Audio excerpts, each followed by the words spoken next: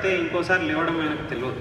ఎందుకంటే ఈ born with talent. So ఆ టాలెంట్ తోటి he was able to come to such a stage that he never thought of failing. నేను ఎప్పుడు failure కాదు, ఫెయిల్యూర్ వస్తే మళ్ళీ పైకి లేవడం ఎట్లాగో తనకు తెలియదు. అదే సచిన్ కేసు అలా, ఈయన టాలెంట్ ఉంది, but at the same time attitude that failure ఉంటే ఎట్లా పైకి లేవాలి, ఆర్ అదర్వైజ్ ఏదైనా ఒక స్పెసిఫిక్ టెక్నిక్లో ఏమైనా ప్రాబ్లం ఉంది అని అంటే దాన్ని ఎట్లా ఇంప్రూవ్ చేసుకోవాలి అన్న కసి ఈయనకి ఎక్కువ అన్నమాట సచిన్కి. And there are some specific shots he was weak at. వాళ్ళ కోచ్ చెప్పిన తర్వాత ఒక స్పెసిఫిక్ షాట్ని hundreds and thousands of times same అదే బాల్, సేమ్ అదే గ్రౌండ్లో ప్రాక్టీస్ చేసి ఎక్స్పర్ట్. ఇనిషియల్గా ఏ షాట్స్ అయితే సో సేమ్ అదే కాంపిటీషన్ తీసుకుంటే ఇనిషియల్గా స్టార్, దాని తర్వాత గ్రాడ్యువల్గా వన్స్ ఈ గ్రేట్ సంథింగ్ విడర్. ఎందుకంటే ఒకసారి పడిపోతే ఇంకా నెక్స్ట్ ఎట్లా విడర్ కావాలి, ఎట్లా విడర్ కావాలి అని నాకు తెలియదు. Sachin is difference. So you are like Sachin for me. ఎందుకు అనంటే బ్యాక్గ్రౌండ్స్ నుంచి చిన్న అంటే ఎకనామికలీ నార్మల్గా వీకర్ బ్యాక్గ్రౌండ్స్ ఇన్ని వచ్చి ఇన్ని ప్రాబ్లమ్స్ మధ్యలో కూడా మీ షైన్. సో రేపు లైఫ్లో ఏమైనా ప్రాబ్లం వచ్చినా కూడా, ఇంకేదైనా వచ్చినా కూడా మనకి ఏం చేయాలంటే పెద్దగా ఇబ్బంది ఏమి అనిపించదు. ప్రాబబ్లీ ఒకసారి ఇక్కడే మన ముందే ఎగ్జాంపుల్స్ ఉన్నాయి. Hemant for some time back he was working for commercial taxes. Previously I was teacher. Before that I was labor. Anna labor kuda daily wager ga kuda pani chesi. Okay, there are shining stars here who daily labor ga pani cheyadaniki venkadaru. ఒక టైంలో కొంతమంది news పేపర్లు వేసి just pocket money సంపాదించుకోవడానికి news పేపర్లు వేసి వాళ్ళు ఉన్నారు. కొంతమంది అంటే ఆడ్ జాబ్స్ కూడా చేసి దాని తర్వాత they are now what they are today. In that way I'm very lucky because నా పేరెంట్స్ సపోర్ట్ చేసిండ్రు. We are decently well off. So I didn't have that problem. That there are many shining stars. మన శ్రీనివాస్ అన్న is a founder of many companies also. His company has more than I don't know how many branches, 6 countries or 8 countries lo branches unnayi, 200 employees unnaru. He's making millions. So he is one among us. మనలాగే మేము ఇక్కడ ఇదే హాల్లో కూర్చొని ఇట్లాగే lectures వినేటోళ్ళం. Every సాటర్డేనో సండేనో ఇక్కడ cinema పెట్టేటోళ్ళం అనమాట. Saturday Sunday 2 రోజులు కదా. ఒక చిన్న టీవీ ఉంటుండే, దానికి ఒక పెద్ద మ్యాగ్నిఫైయింగ్ గ్లాస్ పెట్టి చూస్తాం.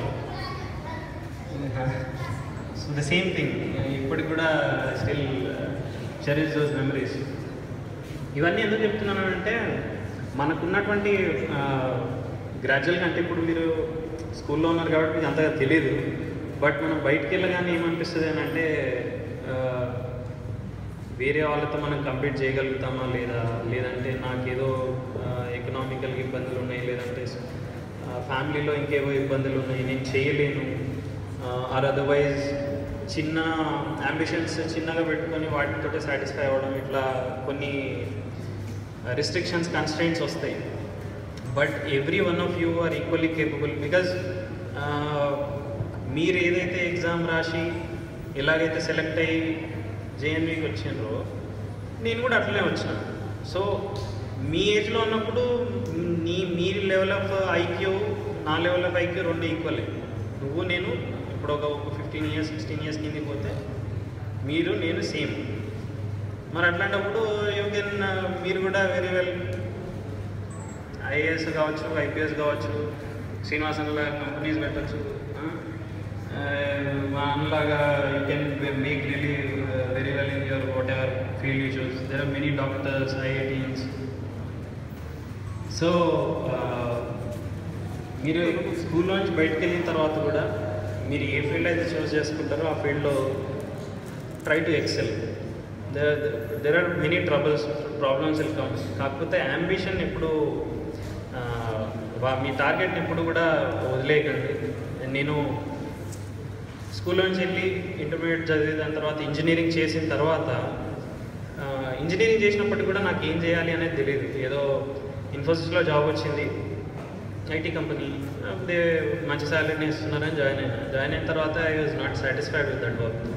దాని తర్వాత ఇంకా బెటర్ పర్ఫామ్ చేయాలి, ఇంకేదైనా చేయాలి అని ఎంబీఏ చేసినాను ఐటీ ఖరగ్పూర్. దాని తర్వాత బిహెచ్ఎల్లో జాబ్ వచ్చింది.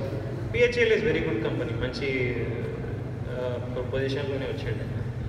I was making good money అవన్నీ. అందులో కూడా నాకు ఓవర్ పీరియడ్ ఆఫ్ టైం అంతగా సాటిస్ఫాక్షన్ రాలేదు. నేను లిమిట్ అయిపోతున్నాను, ఇంకా ఆపర్చునిటీస్ ఉంటాయి టు ఎక్స్ప్లోర్ అన్నట్టుగా. Then I started preparing for civil services. Initially I got IPS. First year నాకు ఏం రాలే, ఫస్ట్ ఇయర్ ఫెయిల్ అయినాను. సెకండ్ ఇయర్ ఐపీఎస్ వచ్చింది, third year I to IAS. So there are always, ప్రతిసారి మనము ఏదైనా ఒకటి చేయాలనుకున్న ప్రతిసారి మనకు సక్సెస్ కావాలని ఏం లేదు. ప్రతి వాళ్ళం ఫెయిల్ అవుతాం. నేను ఫస్ట్ టైం ఫెయిల్ అయినప్పుడు ఎందుకు ఫెయిల్ అయినా అని అనలైజ్ చేసుకున్నాను. అవి కరెక్షన్స్ చేసుకున్నాను. సెకండ్ టైం ఐపీఎస్ వచ్చింది.